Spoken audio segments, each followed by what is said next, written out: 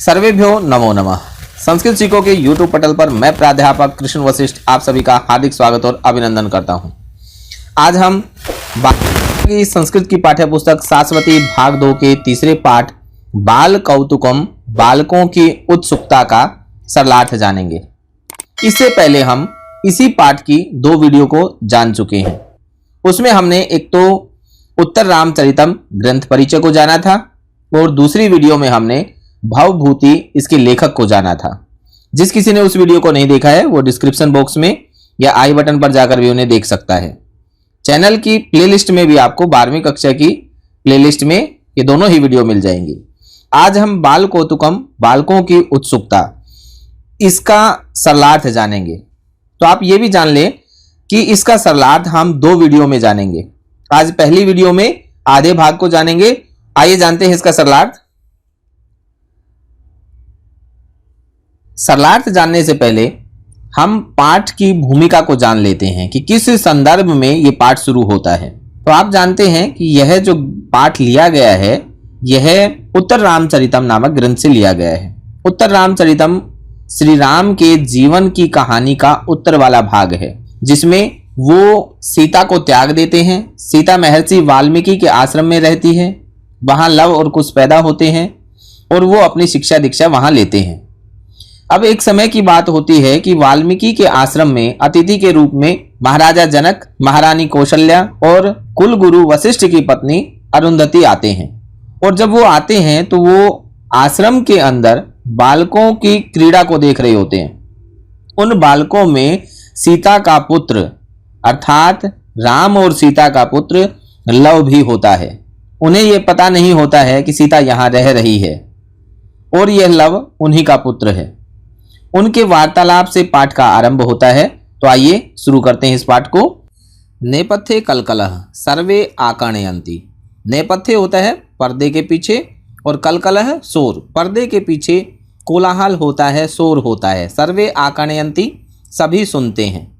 जनक अये अरे शिष्ट अनध्याये इति अस्खलितम खेलताम वटूनाम कोलाहल। अरे शिष्ट लोगों के आने पर अर्थात बड़े लोगों के आने पर पढ़ाई में अनध्याय, पढ़ाई में अवकाश होने के कारण बेरोक टोक खेलते हुए छात्रों का ये शोर है। कौशल्या सुलभ सौख्यम इदानीम बालत्वम भवति। यह उक्ति बहुत ही इम्पोर्टेंट है, आप इसे अच्छी प्रकार से इसके सरलार्थ को जानें कि सुलभ सौख्यम, सुलभ होता है सौख्यम सुख, इदानीम बालत्वम इस बचपन में अर्थात बाल्यकाल में किसी भी क्रीड़ा के सामान्य साधनों से ही बच्चों को सुख मिल जाता है, अर्थात उसमें सुख वो ढूंढ लेते हैं। अहो एतेषां मध्ये, अरे एतेषां मध्ये इन बालकों के बीच में कह एषः यह कौन है। रामभद्रस्य मुग्ध ललितै अंगै, रामचंद्र के समान सुंदर और कोमल अंगों से हमारी आँखों को, अस्माकम लोचने हमारी आँखों को शीतलयति ठंडा कर रहा है। अर्थात इन बच्चों में, इन बालकों के बीच में यह कौन बालक रामचंद्र के समान सुंदर और कोमल अंगों से हमारी आँखों को शीतलता प्रदान कर रहा है। अरुंधति कहती है कुवलयदल स्निग्ध श्यामः शिखंडक मंडनो वटु परिसदम पुण्यश्रीक श्रियैव स भाजयन् पुनरपि शिशुर्भूतो वत्सः स मे रघुनंदनो झटिति कुरुते दृष्ट कोयम दृशोरमृतांजनम। अन्वय से इसका अर्थ जाने। कुवलय दल नील कमल के समान कोमल, स्निग्ध श्यामः श्याम रंग वाले, शिखंडक मंडनः घुंघराले बालों से अलंकृत, पुण्यश्रीकः पुण्य शोभा से युक्त, श्रिया अपने शरीर की कांति से ही, वटु परिषदम से भाजयन ब्रह्मचारियों के समूह को, परिषद को अलंकृत करने वाला, एव पुनः शिशु यह शिशु यह बालक, भूत्वा स मे वत्स यह बालक होकर मेरे वत्स मेरे पुत्र रघुनंदनः अर्थात श्री राम के समान, कह अयम यह कौन है मेरी आँखों में झटिति शीघ्रता से, दृशो अमृत अंजनम कुरुते अमृत युक्त काजल का लेप कर रहा है। अर्थात नीलकमल के समान कोमल, श्याम रंग वाला, घुंघराले बालों से अलंकृत, अलौकिक अर्थात पुण्य शोभा से युक्त, अपने शरीर की कांति से ही ब्रह्मचारियों के समूह को अलंकृत करने वाला यह कौन है, जो देखने पर ही मेरे पुत्र रघुनंदन के समान ही मेरी आँखों को शीघ्रता से अमृत अंजनम अमृत रूपी काजल का लेप सा कर रहा है। नाट्यांश का प्रसंग और संदर्भ जानते हैं। आप जानते हैं कि प्रसंग में 3 बातों का हमें समावेश करना होता है। सबसे पहला है पाठ्यपुस्तक का नाम। हमारी पाठ्यपुस्तक है शाश्वती भाग 2। दूसरा बाल कौतुकम यानी कि पाठ का नाम। तीसरा महान नाटककार भवभूति अर्थात लेखक का नाम। तो ये 3 चीज़ें हमें लिखनी होती हैं, पाठ्यपुस्तक का नाम, पाठ का नाम और उस पाठ के लेखक या कवि का नाम। तो इस प्रकार से प्रसंग हुआ। प्रस्तुत नाट्यांश हमारी संस्कृत की पाठ्यपुस्तक शाश्वती भाग 2 के बाल कौतुकम नामक पाठ से लिया गया है। यह संस्कृत के महान नाटककार भवभूति के प्रसिद्ध नाटक उत्तर रामचरितम के 4th अंक से लिया है। संदर्भ, किस संदर्भ में ये बात कही गई है? हमने पहले भी जाना है कि अतिथि के रूप में उस आश्रम में, वाल्मीकि जी के आश्रम में राजा जनक आते हैं। कौन है राजा जनक? सीता के पिता महारानी कौशल्या, राम की माँ और वशिष्ठ की पत्नी अरुंधति। वशिष्ठ जी कौन है? वशिष्ठ हैं राम के कुलगुरु वशिष्ठ हैं। उनकी पत्नी अरुंधति, ये तीनों राजा जनक, महारानी कौशल्या और अरुंधति ये आश्रम में आते हैं और उन बच्चों का कौतूहल देख रहे होते हैं। उसमें सीता का पुत्र लव भी है जिनका उसे पता नहीं होता है और इसी संदर्भ में ये पाठ आरंभ होता है। आइए जानें। सरलार्थ आप जान चुके हैं, आगे चलें। व्याकरणिक टिप्पणी। अब यह देखें, आकर्णयंती किस प्रकार बना है? आ उपसर्ग पूर्वक कर्ण धातु से लट लकार प्रथम पुरुष बहुवचन में आकर्णयंती बनता है। खेलताम किस प्रकार बना? खेल धातु से जब क्षत्रिय प्रत्यय लगता है तो बन जाता है खेलत। तो खेलत शब्द से जब षष्ठी विभक्ति और बहुवचन में खेलताम बना। सौख्यम किस प्रकार बना? सुख शब्द से क्षय प्रत्यय जब लगता है तो सौख्यम बनता है और क्षय प्रत्यय का यह शेष बचता है अर्थात यह जुड़ जाता है। लोचने, लोचन शब्द से नपुंसक लिंग में द्वितीय विभक्ति एक वचन में, लोचन शब्द नपुंसक लिंग में होता है तो द्वितीय विभक्ति और एक वचन में लोचने बनता है। शिष्टानध्याय, शिष्ट धन अनध्याय, ये दीर्घ संधि का उदाहरण हुआ। ललितैहि अंगैहि, ये विसर्ग संधि का उदाहरण हुआ। पुण्यश्री का पुण्याश्री यस्य सह बहुव्रीहि समास। अगला नाट्यांश देखें। जनकः चिरम निर्वण्य, चिरकाल तक, बहुत देर तक, निर्वण्य देखकर, हो किम अपि एतत्, अरे यह क्या है, अर्थात ये कैसा अनुभव है। महिम नाम एतस्मिन् विनय शिशिरो मोग्धमसृणो विदग्धैर्निग्राह्यो न पुनरविदग्धैरतिशयः मनो मे सम्मोह स्थिरमपि हरत्येष बलवान् अयोधातुर्यद्वत् परिलघुरयस्कान्त सकलः। अन्वय से इसके सरलार्थ जाने।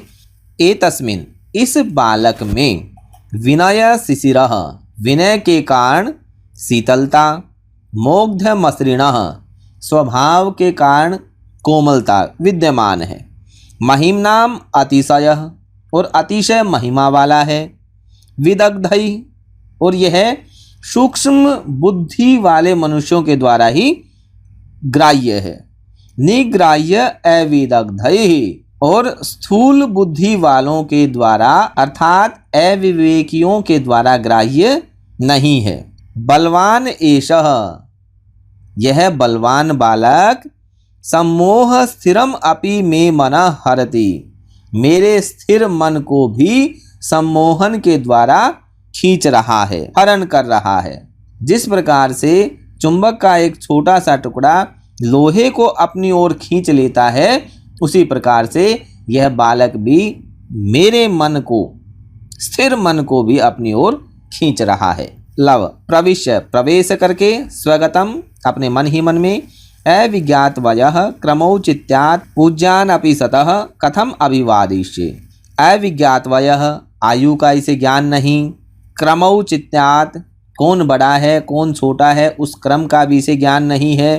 पूज्यान अपि सतः, और ये पूजनीय होते हुए भी इनका मैं कैसे अभिवादन करूं। अर्थात लव मन ही मन में सोचता है कि इनकी आयु का मुझे नहीं पता है, उचित क्रम का मुझे नहीं पता है, अर्थात कौन बड़ा है कौन छोटा है इस क्रम का मुझे नहीं पता है, और फिर भी ये पूजनीय होते हुए भी मैं इनका किस प्रकार से अभिवादन करूं। जब भी आपके घर में कोई भी बड़ा आता है, कोई अतिथि आता है, तो आप उसका अभिवादन करते हैं, नमस्कार करते हैं।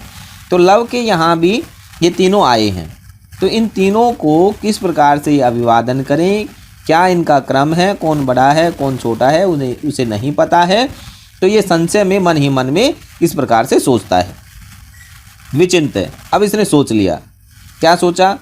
सोचकर क्या कहता है, अयम पुनः अविरुद्ध प्रकार इति वृद्धेभ्यः श्रूयते। यह प्रणाम करने की विरोधहीन पद्धति है, ऐसा वृद्धेभ्यः गुरुजनों से सुना जाता है। उन्होंने अपने गुरुजनों से ऐसा सुना है। स विनयम, विनय पूर्वक उपसृत्य पास जाकर एषो वो लवस्य शिरसा प्रणामम अर्पयाय। यह मैं लव औचित्य क्रम के अनुसार आप सभी को सिर से प्रणाम करता हूँ। प्रसंग आप जान चुके हैं, संदर्भ आप जान चुके हैं, सरलार्थ यह भी आप जान चुके हैं। आगे देखें व्याकरणिक टिप्पणी। निर्वन्य, निर उपसर्ग पूर्वक वर्ण धातु से जब लेप प्रत्यय लगता है तो निर्वन्य बन जाता है। महिम नाम, महिमन शब्द से षष्ठी विभक्ति बहुवचन में महिम नाम बनता है। मौग्ध्य, मुग्ध धन शय प्रत्यय। पिछले नाट्यांश में भी हमने ये जाना था कि शय प्रत्यय का यह शेष बचता है, बन गया मौग्ध्य। बलवान किस प्रकार बना? बलवत शब्द से प्रथमा विभक्ति एक वचन में बलवान शब्द बना है। हरतेशः, हरति धन एस, ई को यह हो गया और ये यण संधि, स्वर संधि में यण संधि का उदाहरण है। अविदग्धैः, न विदग्धैः, न तत्पुरुष समास का ये उदाहरण है। आगे अगला नाट्यांश देखें। अरुंधति जनकौ, अरुंधति और जनक। कल्याणिन, हे कल्याण संपन्न, आयुष्मान भूयः, चिरंजीव हो, तुम्हारी आयु लंबी हो। कौशल्या कहती है, जात, हे पुत्र, चिरम जीव, तुम दीर्घ काल तक जियो, अर्थात तुम्हारी आयु लंबी हो। अरुंधति, एहि वत्स, इधर आओ बेटा, लवम उत्संगे गृहीत्वा, लव को अपनी गोद में, उत्संगे होता है गोद में, गोद में लेकर आत्मगतम, मन ही मन में, दिष्टया सौभाग्य से, न केवलम उत्संगः चिरान मनोरथोपि में पूरितः, कि केवल मेरी गोद ही नहीं अपितु मेरा बहुत दिनों का मनोरथ भी पूरा हो गया। अर्थात बहुत दिनों से इसने किसी बच्चे को अपनी गोद में बैठाकर नहीं खिलाया था। कौशल्या, जात, हे पुत्र, इतो पितावद एहि, इधर भी आओ, उत्संगे गृहीत्वा, गोद में लेकर, अहो न केवलम मासोज्वलेन देहबंधनेन, यह न केवल बलिष्ठ और शरीर के गठन से ही नहीं अपितु कलह हंस घोष घर घर अनुनादिना स्वरेण च राम भद्रम अनुसरति, यह मुक्त कंठ वाले हंस के स्वर का अनुसरण करने वाले राम भद्र का अनुसरण कर रहा है। अर्थात केवल शरीर से ही नहीं बल्कि यह आवाज से, स्वर से भी जिस प्रकार से राम का स्वर हंस के समान कोमल मधुर कंठ है, उसी प्रकार से इसका भी कोमल मधुर कंठ है। जात, हे पुत्र, पश्यामि ते मुख पुंडरीकम, तुम्हारे मुख कमल को तो देखूं। चिबुकम उन्नमय, ठोडी को, चिबुकम होता है ठोडी, उन्नमय उठाकर, निरूप्य देखकर, सवास आंसुओं के साथ, आकुतम देखकर, राजर्षे, हे राजन, किम न पश्यसि, क्या आप नहीं देख रहे हैं। निपुणम निरूप्यमानो वत्साया मे वध्वा मुख चंद्रेणापि संवदति एव, निपुणम निरूप्यमानो, ध्यान से देखने पर इस बालक का वत्साया में वध्वा, मेरी प्रिय वधू सीता के मुख चंद्रेण अपि संवदति एव, मुख चंद्र के समान ही यह दिखाई दे रहा है, अर्थात उसके मुख चंद्र से यह मिल रहा है। संदर्भ और प्रसंग आप जान चुके हैं, सरलार्थ भी आप जान चुके हैं। व्याकरणिक टिप्पणी देखें। गृहीत्वा किस प्रकार बना? गृह धातु से कत्वा प्रत्यय लगने से गृहीत्वा बनता है। अनुसरति अनु उपसर्ग पूर्वक स्त्री धातु से लट लकार प्रथम पुरुष एक वचन में अनुसरति बनता है। मनोरथोपि, मनोरथः धन अपि, विसर्ग संधि का उदाहरण हुआ। तावदेहि, तावत धन एहि, ये व्यंजन संधि का उदाहरण है। मुख चंद्रेण, मुखम चंद्रः इव, ये कर्मधारय समास का उदाहरण है। आइए अगला नाट्यांश देखें। जनकः, पश्यामि सखी पश्यामि, देख रहा हूँ सखी देख रहा हूँ। निरूप्य देख कर। वत्सा यासरगोद्वह सचसिसा वस्मिन्नभिव्यज्यते संवृत्ति प्रतिबिंबितेव निखिला सैवाकृति साद्युति सा वाणी विनय स एव सहज पुण्यानुभावोऽप्यसौ हा हा देवी किमुत्पथैर्मम मनः पारिप्लवं धावति। अन्वय से इसका सरलार्थ जाने। अस्मिन् शिशौ, इस बालक में, इस शिशु में, वत्सायाः बेटी सीता, रघुद्वहस्य च संवृत्ति, और रघुकुल श्रेष्ठ राम का संबंध प्रतिबिंबिता इव अभिव्यज्यते, प्रतिबिंबित हो रहा है। सा एव निखिला आकृति, वही सारी ये आकृति है, अर्थात इसकी शक्ल है। सा द्युति ही, वही कांति है। सा वाणी, वही वाणी है। स एव सहज विनयः, और वही स्वाभाविक विनम्रता है। स एव असौ पुण्यानुभावः, और ठीक वैसा ही पवित्र पुण्य प्रभाव है। हा हा देवी मम मन पारिप्लवम सत उत्पथई किम धावती, मेरा मन चंचल होकर उत्पथई उबड़ खाबड़ रास्तों से धावती दौड़ रहा है। कौशल्या जात, हे पुत्र, अस्ति ते माता, क्या तुम्हारी माता हैं? स्मरसी वातातम, क्या तुम्हें अपने तात का अर्थात पिता का स्मरण है? लव कहता है नहीं। कौशल्या ततः कस्य त्वम, तो तुम किसके हो? लव भगवतः सुगृहित नाम ध्येयस्य वाल्मीकेः, मैं भगवान सुगृहित नाम ध्येयस्य स्वनाम धन्य वाल्मीकि का। कौशल्या अयि जात कथयितव्यम कथय, अरे पुत्र कहने योग्य बात कहो, अर्थात क्योंकि महर्षि वाल्मीकि जो हैं वो आजन्म ब्रह्मचारी हैं और उनके पुत्र आप हो नहीं सकते हो, तो इसलिए कहने योग्य बात कहो, तुम्हारे पिता कौन है वो बताओ।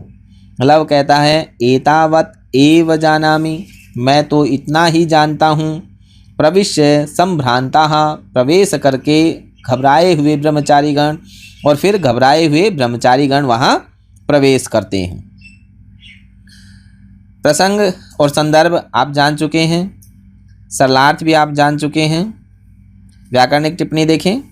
संवृत्ति ही किस प्रकार बना? सम उपसर्ग पूर्वक वृत्त धातु से तीन प्रत्यय जब लगता है तो संवृत्ति बनता है, और तीन प्रत्यय से बने शब्द स्त्रीलिंग होते हैं। आकृति ही आ उपसर्ग पूर्वक क्री धातु से तीन प्रत्यय लगा तो बन गया आकृति, और ये भी स्त्रीलिंग हो गया। पुण्यानुभावः, पुण्य धन अनुभावः, ये दीर्घ संधि का उदाहरण हुआ। अनुभावोपि, अनुभावः धन अपि, ये विसर्ग संधि का उदाहरण हुआ।